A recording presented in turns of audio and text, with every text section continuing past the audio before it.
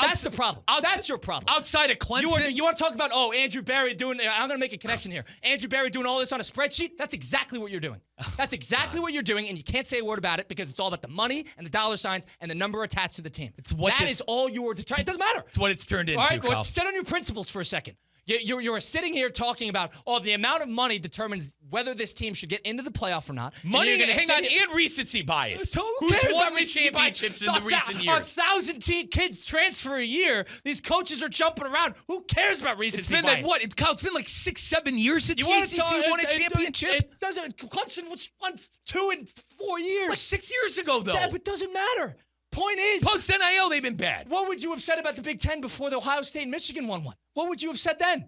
That's my point. Buckeyes in 14. You had a lot of other teams in the mix before that. It doesn't matter. Big Ten Commissioner Tony Petitti advocated for future college football playoff formats that are going to be heavy with automatic qualifiers. That is what the commissioner of the Big Ten had to say, that automatic qualifiers are the future of that college football playoff. Expansion is probably going to be on the horizon, and he wants Big Ten and SEC to be protected. How about that? So we're going to be looking at, probably, let's fast forward about a year or two in time. We're going to be looking at a college football playoff that is going to have 10 picks or 10 spots, maybe even 12 of the 16 already locked down before you even get into November. How about that? Oh, love it. As a Big Ten fan, absolutely love it. Waste of time. No, incorrect. No.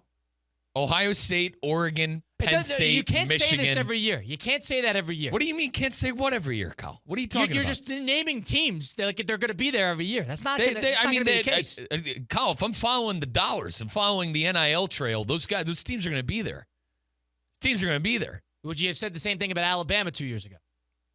No. Would you have said the same thing about Clemson 5 years ago? Yes. Well, it's different. What do you mean it's different? How is it different? 5 years ago, the NIL wasn't as rampant as it is. I don't even think it was a thing, but I understand what you're saying. How about Tennessee last year versus this year? How about Texas A&M year in and year out? So I think the Big Ten is just going to be, right now, the Big Ten with no Nick Saban in the SEC, and with the money that they're getting in from their NIL, I think the Big Ten is going to significantly separate themselves from the other conferences. With the Oregon money and the Nike guy. What Tony Petitti's asking for is a 16-team format, has 4 automatic qualifier spots for the Big Ten and the SEC. And a proposed model has 2 automatic bids for both the ACC and the Big 12, one of the highest rated group of 6, and then 3 at large. I'm fine with that. What's wrong with that?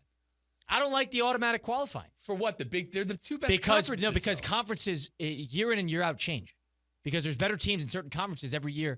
And in certain years, ACC is going to have more than 2 teams that are worthy of a bid at some point or other. And they're going to get screwed because they don't have the automatic qualifiers. Listen, as a college football fan, let's take my Big Ten mic out of it. As a college football fan at a whole. This would be interesting. I hope you're right. I hope that the ACC and the Big 12 are able to deliver consistently good teams. I don't see it happening. You could have said the same thing about the Big Ten 3 years ago. Could have said the same thing about the Big Ten 3 years ago. I don't know. Ohio State, it was always in it. The Penn State, say what you want about how they're phonies. They're consistently losing 1 or 2 games a year. They're consistently giving teams. Never in the mix. Penn State was never in the mix. Michigan is the team that was never in the mix until 2 years ago. My point is the conference. Were there 4? But were there 4 SEC teams last year? Were there 4 SEC teams last year? At least they thought that they deserved it with the 3 losses. That's my point. That's my point. So that's exactly the point I'm trying to make. The SEC didn't deserve to have the 4 automatic qualifiers, yet but those teams were comparatively better than any ACC or Big 12 team last year. How'd they do in the bowl games? All those great SEC schools that got screwed out. How'd they do?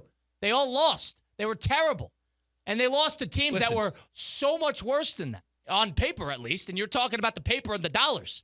Well, how about compare that? It's the same principle. If you follow the money, it's the Big Ten and the SEC. And sadly, this sport is becoming pay to play. You can't just talk about the money at this point. You got to talk about how different years there are different teams that are more deserving of getting in.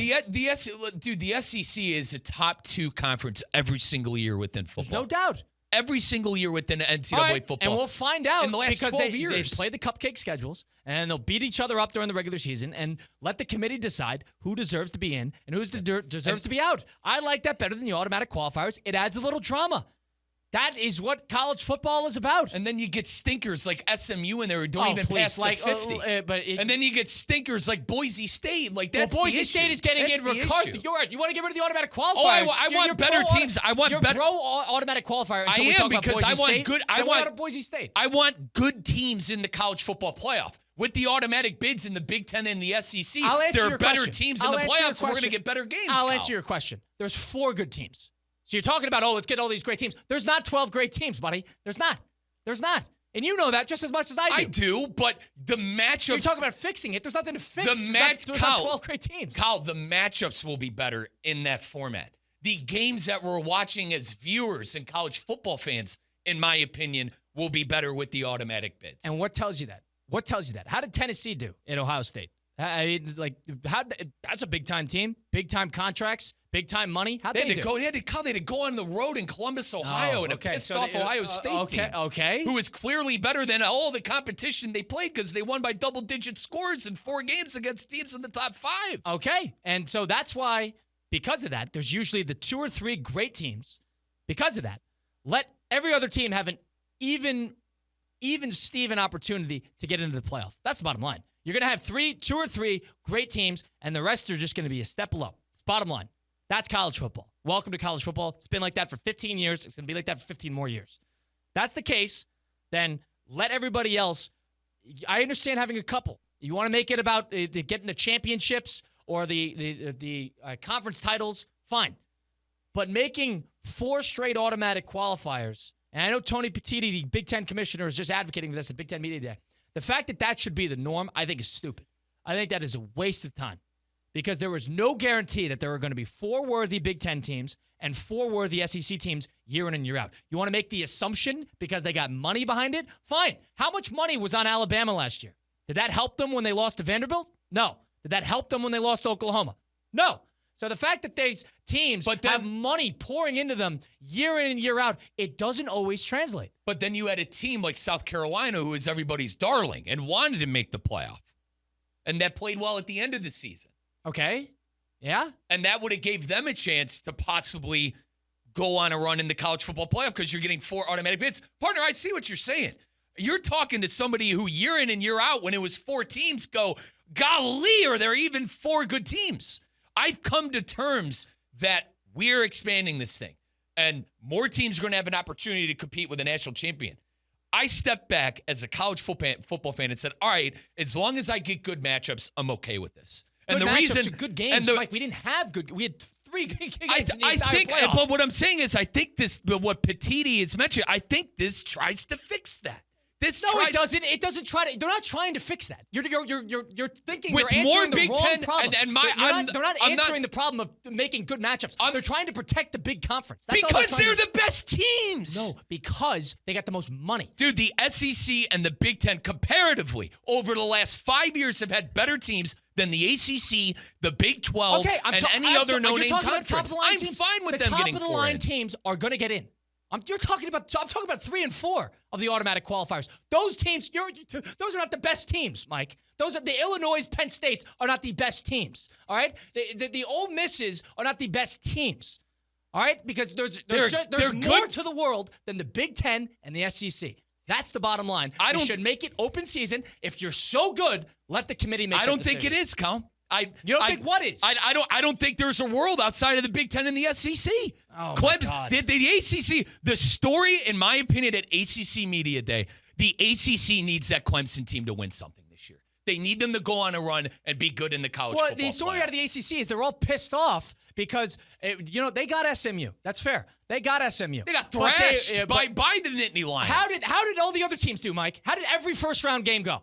Please, I don't want to listen to that because it's not just SMU. All right, it's every other team as well. I think a lot of it had to do with the format, with the bad games we saw. A lot of it had to do with the buys. Who did we see in the national championship? You saw Notre Dame and Ohio State. Notre Dame. So pretty good game. Notre Dame in Big Ten? They should be. So not in the Big Ten. They're not in the SEC. But what are they? Listen, that's the team that's making out like a bandit more than anybody is Notre Dame because they don't have to play a conference championship. The idea that can happen should aid itself to the fact that these automatic qualifiers are stupid.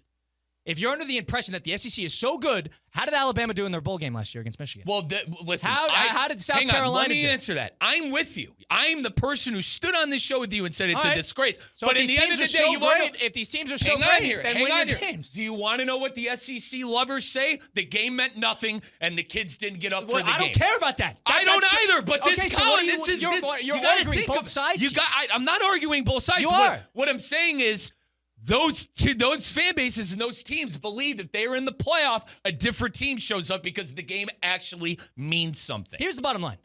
There's not going to be 16 great teams, so don't try to act like that there's 4 great teams in each conference that are worthy of the spot every single year without even seeing the rosters, without even letting them play the games. Without even letting them play the games. You don't even see the team play, and you're talking about let's let them in the playoffs. You don't think NIL and the money are going to have Doesn't matter. 4 consistent Ask teams FSU. there within? Take a look. Call FSU. FSU's not one of the top 7 teams in the NIL, though. Call Kyle. Oklahoma.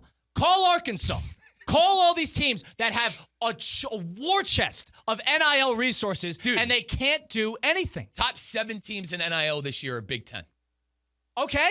And then after that follows the SEC. What I'm saying is, Kyle, okay, the 4 teams, you're going to see 4 good teams out of these conferences, I think, year in and year out. When's the last time we saw 4 great teams out of the Big Ten? Last year. Oh, okay. Oregon, Ohio State, Michigan? Or what is it, Penn State? Dude, Indiana, Illinois. Indiana, how'd they do in the playoffs? They lost 1 game. You're the one who's telling me. I know, but how'd they do in the playoffs? But hang on, you're the one who's telling me you need teams like Indiana and SMU in these playoffs. You can't sit around here and talk about, well, SMU got thrashed. Well, Indiana got thrashed.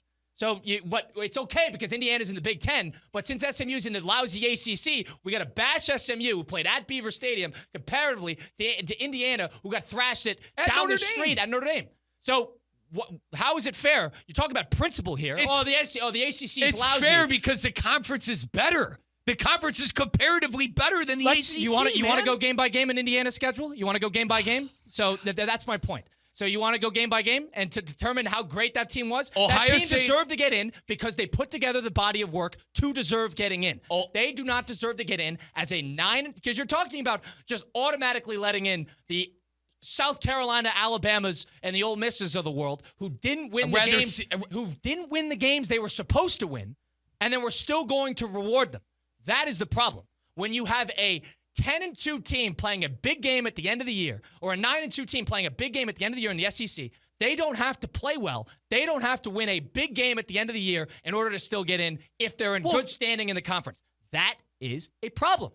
That is a problem. A lot of the times, though, those games, it does, to be a top 4 team in that SEC, it does come down to those games because they're so close and they're so even-keeled. That's the argument you guys were trying to make with me last year at the SEC when I was sitting on my Big Ten high horse, is that game in and game out, the Kentuckys of the world are going to give you a game. The Vanderbilt Commodores and the Missouri Tigers are comparatively better. And that's why those teams suffered. That's why it's good. That's why the committee did a good job there. The committee did a good job last year letting SMU and Indiana over the SEC teams because the SEC teams dropped bad games. We suffered, though. As college football fans, we're the ones who suffered. If Alabama would have been so great, they should have won their bowl game. So I'm not going to listen to that, and you can't sit here and say that would have been the case when they lost to a 7-5 Michigan team.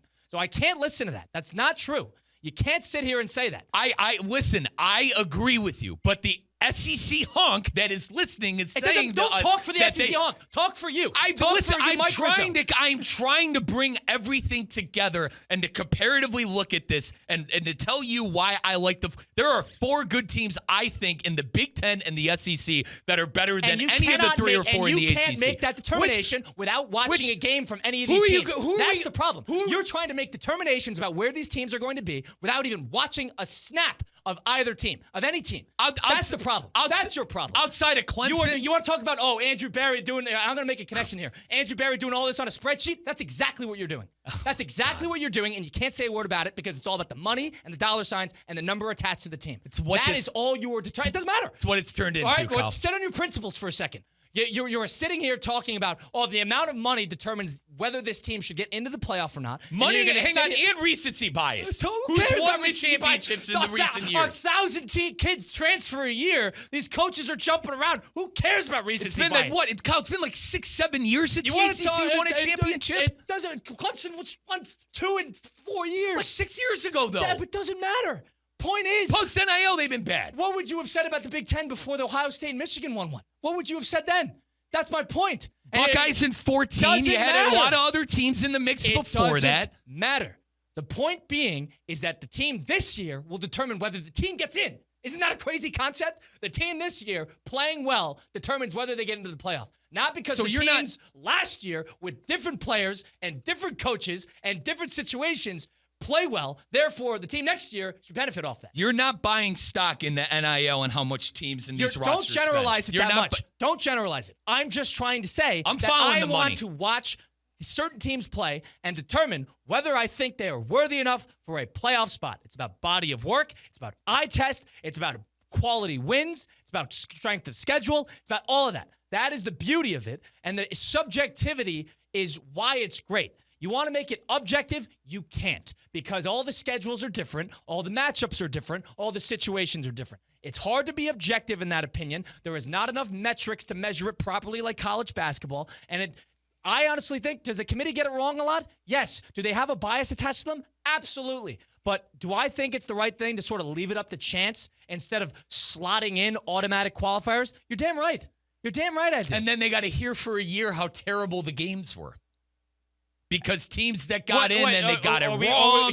So now we're under the impression that Ole Miss would have walked into Notre Dame and dominated them after they lost their bowl game? Probably would have been a better game. You can't say that because they didn't win the games they should have. Because one they team. didn't win the games they should have. Ask Alabama to beat Oklahoma and to beat Vanderbilt, and then Alabama can get into the dance. The fact that they didn't, the fact that SMU, and even with the loss to Clemson in the ACC title game, played important games and won the games they should have, that's why you get in. That's because they put together a body of work throughout the season, and that's why they get rewarded. Did they get destroyed? Yes, because it is lopsided to begin with. But you want to talk about putting 16 teams in? You're not putting 16 great, evenly matched teams. Not going to happen. Never going to happen. Make your peace with that. But it's about giving teams right opportunity to get into the playoff. I hear you. But the 4-4-2-2 that you just told me, that it's trying to do what you said there. It's trying to give you the best teams year in and year out consistently. It's not trying to do that. Best It's not conferences. trying. Best doing that would be leaving it up for chance and letting the ranking determine, other than maybe the 5 automatic qualifiers because of the conference champions. Who in the ACC are you going to bat for outside of Clemson? I haven't this watched year? any of these teams. Who in Mike? the Big 12 That's are you the bottom going to line. bat? Isn't that a crazy I don't concept? think I have to watch these teams. I can make an educated guess that these ACC teams aren't going to be here. This is where you're a hypocrite. Why? They haven't done anything in 6 years, You're Kyle. attaching NIL and previous success to what the team is going to do Colin, next they year. haven't done anything in 6 You're years. attaching. All right, Miami lost to two, poopers to not make it. Watch They can't Clemson be water great. two for 4,000 yards. Mike. So now we're attaching number. All right, well, Miami wasn't great last year with a team where half of the offenses now in the NFL are undrafted. And we got a completely different quarterback coming in who has experience. But because they weren't great last year, and because they had a bad loss to Syracuse last year, therefore, we don't think they should be good this year. That doesn't make any sense because Florida State would have been great last year if that was the case. And there's no correlation year in and year out in college sports. You should watch the teams year in and year out, game by game, throughout the season, and then determine who deserves to get in and who deserves to get out. You can't sit here July 22nd and make determinations about whether the NIL will adequately determine whether Miami will be pretty good or pretty bad. That is stupid. Leave the automatic qualifiers, leave it at home. Let the automatic qualifiers happen because you won a big game, not because you play in a big conference, and leave it at that. That would be my takeaway. You want to expand it? Stupid. Who watched that Final 12 last year and thought, boy, I would love more teams? Really? Nobody said that. Nobody said that. BYU this year in the Big 12, partner? Nobody said that. So you're talking about, you're giving everybody the best shot. Yeah, they're giving them a shot, but they're not giving the best teams year in and year out the best shot. The SEC might have a year where they have 5 great teams, 6 great teams. Then they're going to get screwed.